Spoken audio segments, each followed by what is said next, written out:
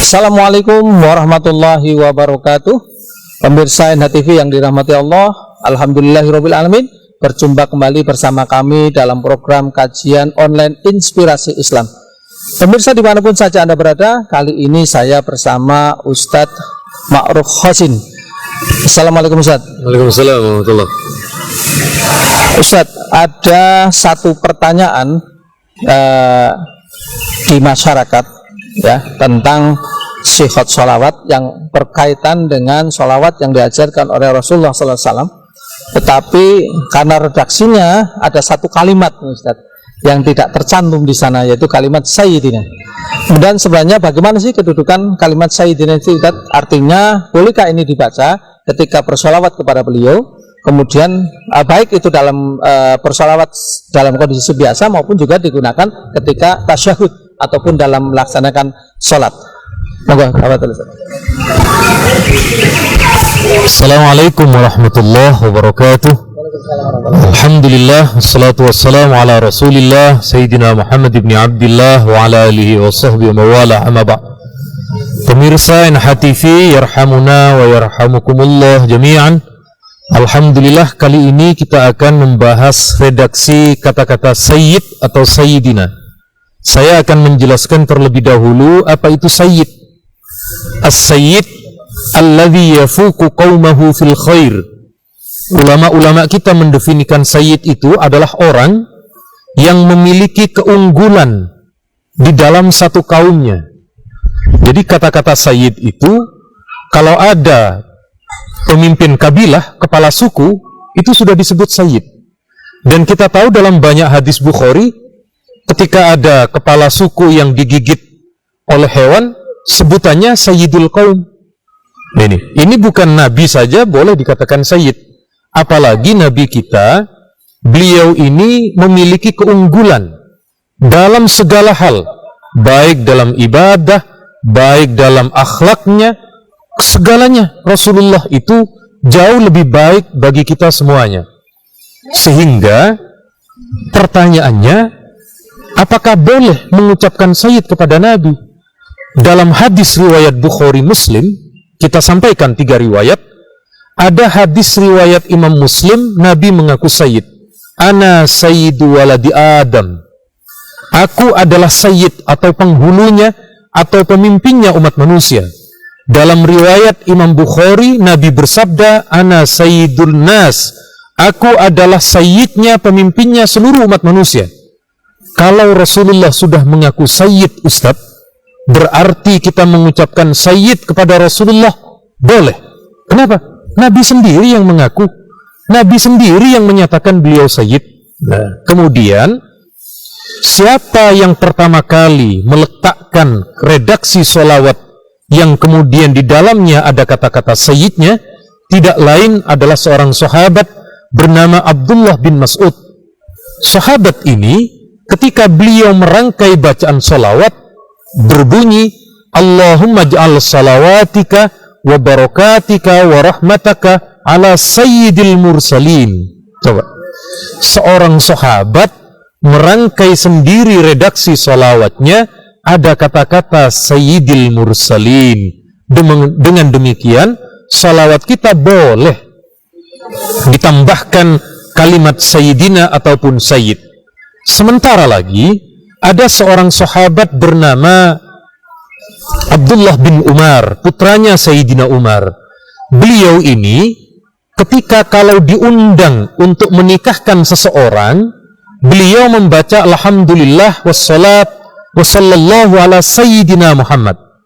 Ini diriwayatkan oleh Al-Baihaqi, dicantumkan oleh seorang ulama ahli hadis dari kalangan Salafi bernama Syekh Nasiruddin Albani, ulama Wahabi. Beliau katakan sahih itu.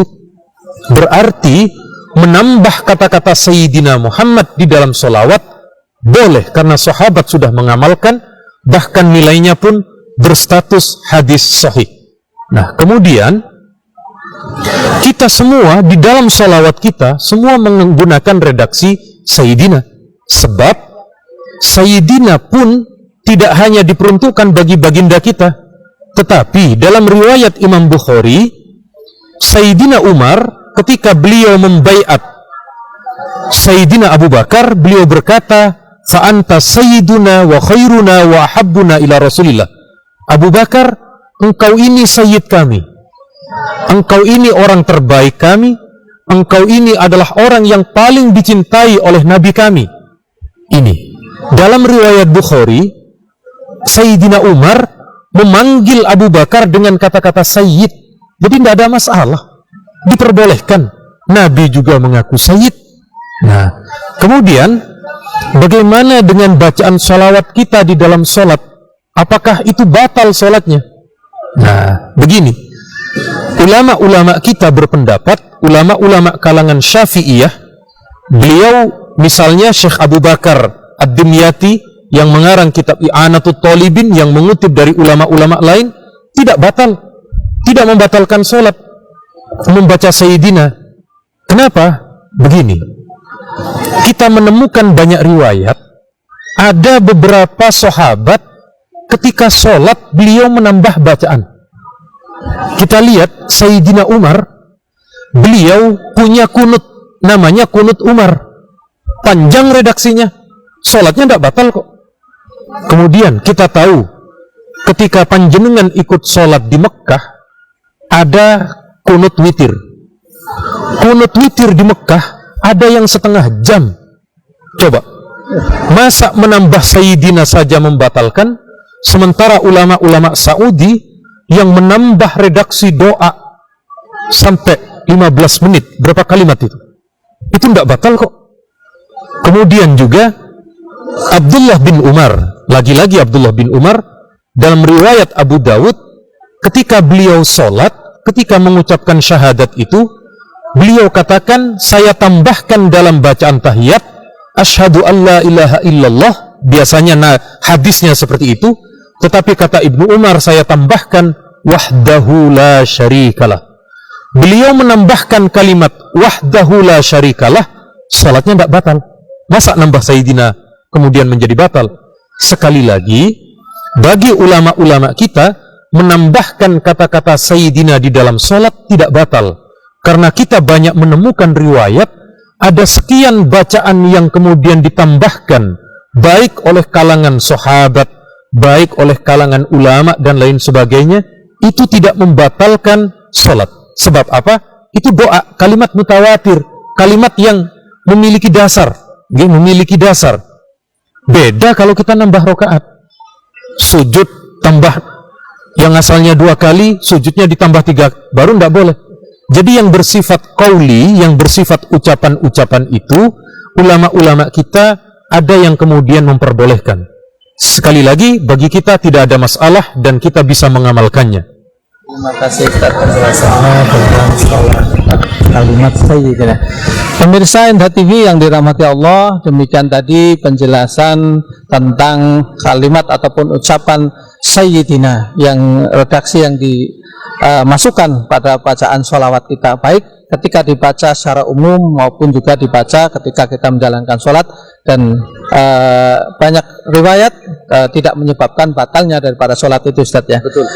Baik pemirsa Indra TV dimanapun saja Anda berada, demikian tadi kajian Islam, kajian online Inspirasi Islam kali ini, dan saksikan terus program-program Inspirasi Islam tentunya hanya di channel YouTube nhtv.com. Kurang lebihnya mohon maaf, wabillahi taufiq wal hidayah. Assalamualaikum warahmatullahi wabarakatuh. Waalaikumsalam.